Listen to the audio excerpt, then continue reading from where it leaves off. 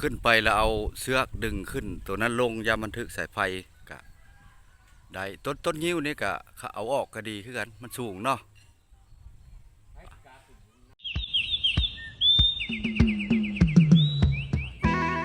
สุขุสุคนพี่น้อง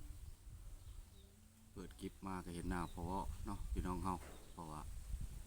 มื้อนี้เราเบ้าแปลงแล้วอยู่เพื่อนคนเดียวพี่น้องเพราะว่าทางแม่บ้านเพิ่นก็ไปเนาะว่าสิไปถ่ายคลิปก็บ่ได้ไป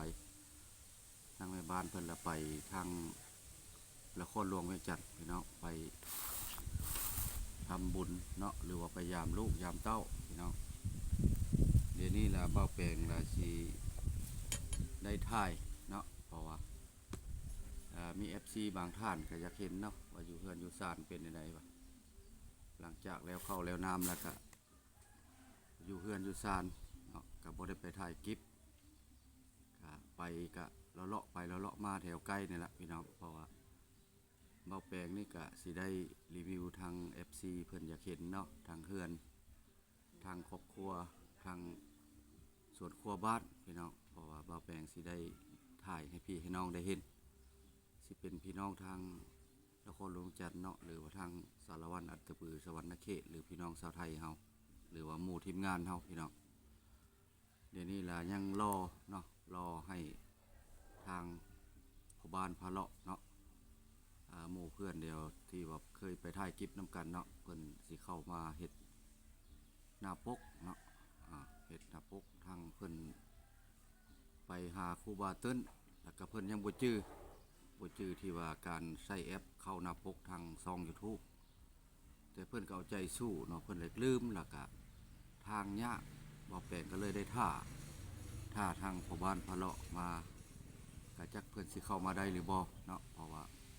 หนทางบ้านเฮานี่ก็เพิ่นสิลงยางแล้วในเดือน12นี้พี่น้องเนาะแต่ว่าให้แล้วในเดือน12นี้เพิ่นสิรีดยางเนาะทางเข้าหมู่บ้านและทางเข้าบ้านละงัวเฮาละขึ้นภูเขียวนครพี่น้องเพราะมันยากเนาะเพิ่นลงยางลงดินแดงไว้แล้วฝนตกใส่เมื่อคืนนี้แล้วก็ทางก็ยากโพโลดโพดเป๊ะแล้วหมู่ทีมงานเฮาก็จะยากเข้ามาเฮามากะติดตีนรถตีนล่างพี่น้องแล้วมันยากแล้วก็มันแห้งในใครในเพิ่นว่าสิเข้ามายังรอท่าเพิ่นเนาะยังรอท่าเพิ่นลงซองพี่น้องเนาะเพิ่นลงซองแล้วล่ะสิเบิ่งซองเพิ่นเนาะเพิ่นบ่ทันได้ใส่หน้าปกเนาะเพิ่นอยากใส่แต่ว่าเพิ่นก็มักใจสู้แต่ว่าเพิ่นหักลงลืมเนาะจำบ่อยากได้ปานใดค่อยได้ปานใดเนาะเพิ่นลงคลิปไปเนาะเพิ่นก็ให้สิเข้ามาหาทางบ่อนไปถ่ายคลิปบ้านนี่แหละเนาะนี่อันนี้ก็คือซองเพิ่นเนาะซองพ่อบ้านพะเลาะอันนี้นี่ให้เบิ่งอนุญาตเด้อนี่คือพาท่านผู้ชมไปหาปลาเนาะไปหาปลาอยู่แม่น้ำเชียงลุงแม่น้ำเชียงลุงอาจจะข้ามไปหันแล้วก็แม่นละสะคัวบ้านกระบูดนั่นแหละเนาะมาหากินแล้วเถื่อได้ปูได้ปลาพอได้ปิ้งได้จี้กินเองทั้งอนุญาตจากซองเพิ่นเนาะแต่ว่าเพิ่นกระใจสู้และกระใจมากพี่น้องเนาะได้รอเพิ่นก้อยกับบ่ได้ไปทางใดเพราะว่ามันบ่มีคนอยู่เพื่อนมีแต่2 คนนี่แหละอยู่แม่บ้านเพิ่นละไปแล้วคนลงไม่จันพี่น้องเพราะว่าเมาแปลงก็สิได้เฮ็ดตามคำขอทาง FC แชทมาเนาะว่าสิถ่ายส่วนพักส่วนแต่งนี่ในครอบครัวนะให้เบิ่งแล้วกระทั่งเนี้ยทีมงานเฮาก็มักมาลินมาหากันอยู่แต่ว่ามันทั้งยากในทิศการหนทางเข้ามามันก็ยากยากเพิ่นบ่ทันได้ลงหินแห่แล้วเพิ่นบ่ทันได้รีดอย่างแล้วมันรีดดินต้มแล้วมันมื่นเนาะมันติดตีรถเนาะดิน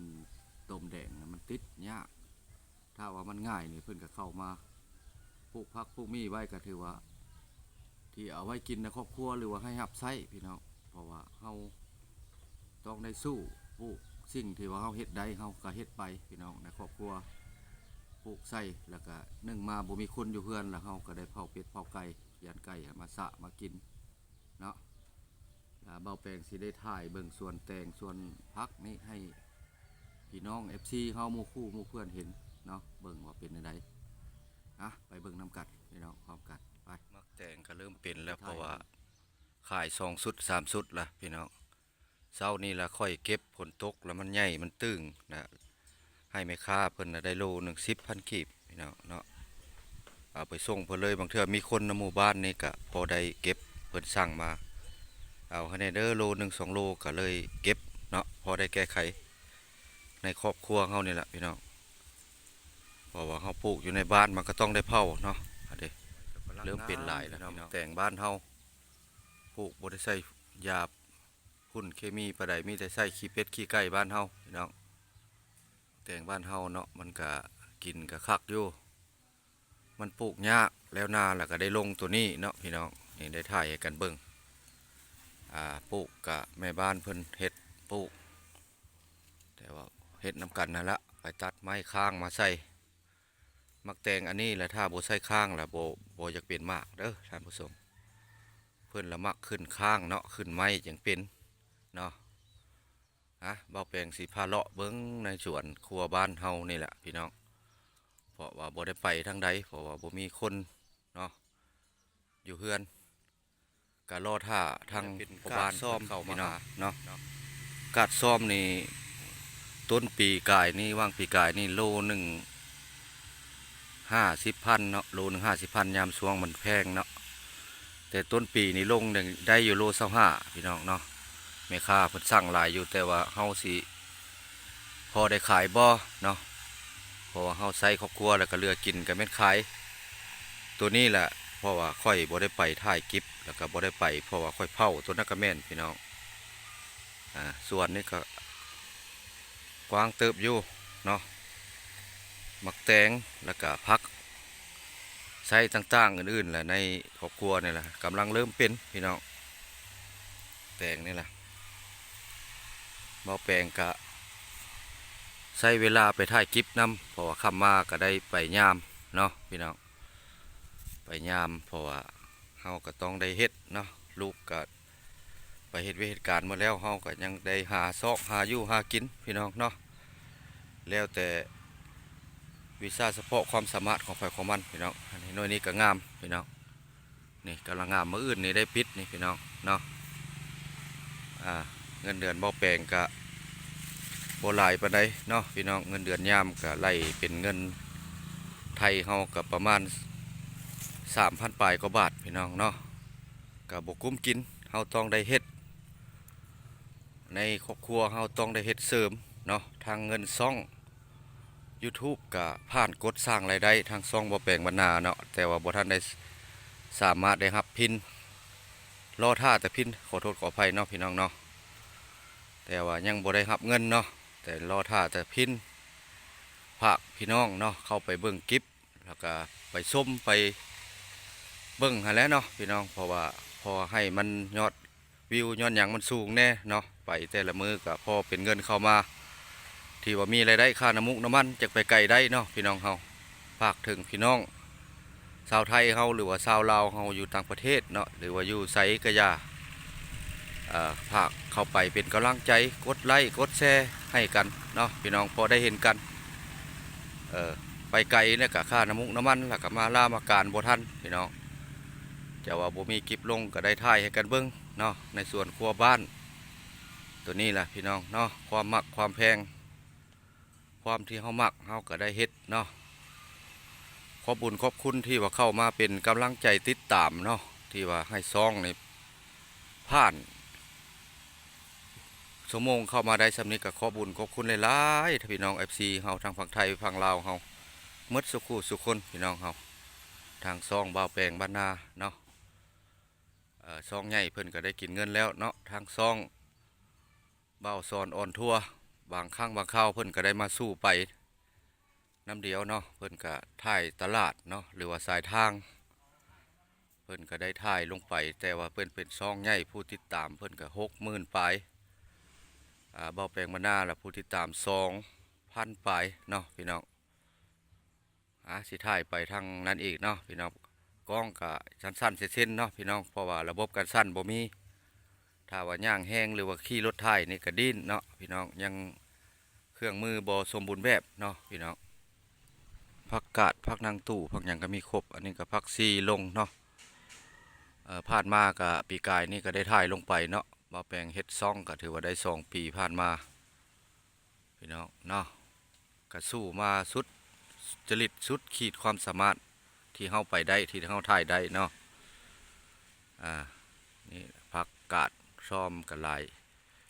ส่วนหลายก็กินกับบ่หมดดอกก็ขายแน่แหละพี่น้องเนาะจังอยู่ได้จังว่ามีการใช้จ่ายค่าน้ำค่าไฟ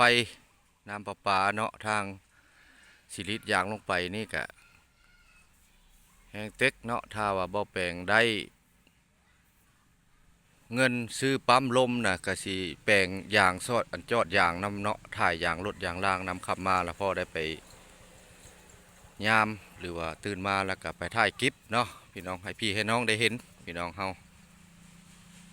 แล้วค่อยสิถ่ายส่วนครัวนี่แหละค่อยสิถ่ายออกไปเบิ่งทางหนทางว่าสิยากสิง่ายซำใดไปเบิ่งนํกันว่าทางเพิ่นสีลงรีดยางให้ท่านเดือน12นี่ทำคักแน่แล้วเนาะให้แล้วสำเร็จแต่ว่ามันยากฝนตกแล้วมันมืดมันยากแล้วสิให้พี่ให้น้องออกไปเบิ่งไปเห็นนํกันไปเบิ่งไปชมนํกันว่าสิเป็นจะได้เนาะแต่ว่าแห้งแน่แล้วเนาะเสานี่แห้งเต็กดีหนทางกันในนี้มันแห้งแล้วไปได้นี่เสานี่แล้วมันยากมันมืดเนาะเพิ่นร่มไม้มันมืดมันบ่ทันแล้วถ้าว่าแล้วก็ง่ายเส้นนี้แหละมันขึ้นไปบ้านกระบูดบ่อนบ่าวแปลงไปถ่ายเนาะหัวหัน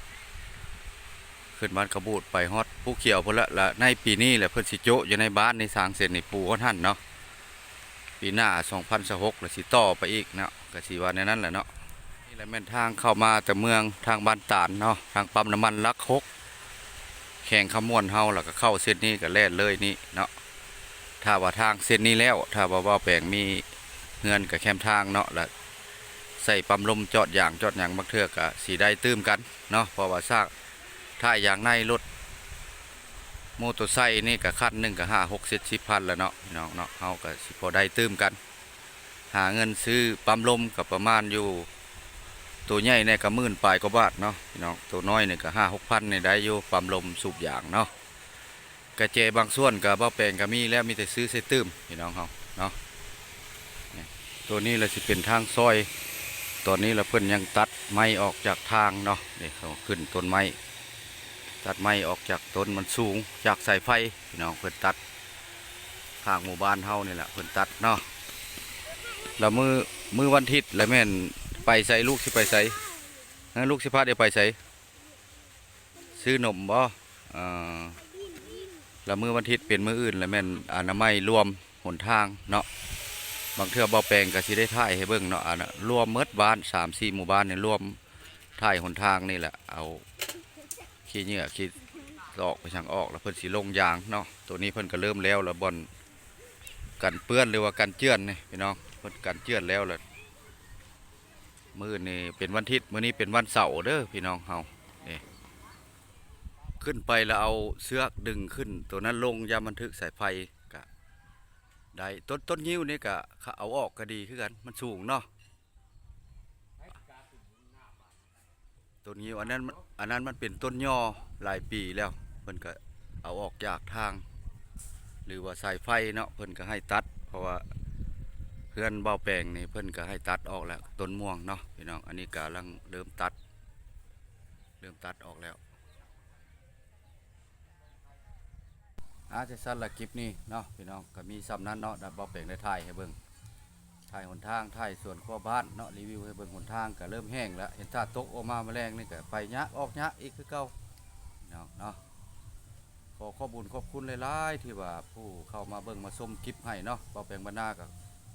ก็บ่ได้ค่อยออกมาให้พี่ให้น้องเห็นพอสำคัญที่ว่าเป็นคลิปที่ว่าเฮาเว้าเนาะและเป็นคลิปที่ว่าคลิปแรกก็แม่นเนาะออกมาเว้าให้พี่ให้น้องได้เห็นทาง FC เฮาผู้ติดตามเก่าติดตามใหม่เนาะขอขอบคุญขอบคุณหลายๆมื้อสุขชนทั้งพ่อทั้งแม่ทั้งทีมงานเฮาฝากเข้ามาเป็นกำลังใจกันในเด้อพี่น้องเฮาเนาะคลิปนี้ก็ขอความอวยพรอวยไส้ให้สุขภาพเข้มแข็งแข็งแห้งอยู่ดีมีแห้งสุขสุขคนทั้งพ่อทั้งแม่ผู้เอามาชมคลิปทางซ่องน้อยๆของเบาแปลงบรรณาเนาะขอขอบคุณหลายๆพี่น้องเฮาขอขอบคุณหลายๆไปก่อนพี่น้องคลิปนี้ก็ได้เนาะหักแพงกันคือเก่าพี่น้องเนาะไปก่อนพี่น้อง